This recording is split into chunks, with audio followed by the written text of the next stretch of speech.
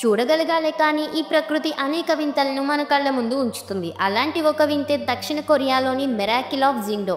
ఏంటి దీని ప్రత్యేకత అని అనుకుంటున్నారా? సౌత్ కొరియాలోని జిండో సముద్రంలోని ఆటుపోట్లు అసాధారణ స్థాయిలో మార్పు చెందడం వలన నీరు 2 పాయలుగా విడిపోయి జిండో ద్వీపం నుండి మోడో ద్వీపం వరకు ఒక ఇసుక దారి ఏర్పడుతుంది. ఈ దారి సుమారు 2.8 కిలోమీటర్ల పొడవు, 40 మీటర్ల వెడల్పు కలిగి ఉండి కేవలం 1 గంట మాత్రమే ఉంటుంది.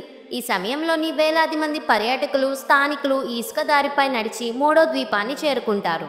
దారి ఏర్పడిన గంట తర్వాత సముద్రం మళ్ళీ సాధారణ స్థితికి చేరుకొని ఆ దారి నీటిలో మునిగిపోతుంది. ఈ అరుదైన దృశ్యం సంభవించే సమయంలోని స్థానికులు జిండో మిరాకిల్ సీ రోడ్ ఫెస్టివల్ పేరుతో పండుగ జరుపుకుంటారు.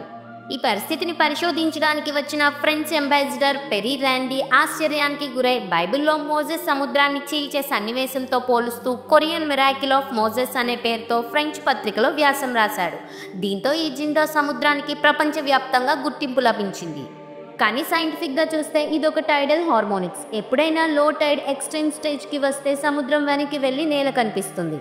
వీడియోకి లైక్ చేయడం మర్చిపోకండి. నెక్స్ట్ వీడియోతో మళ్ళీ కలుద్దాం.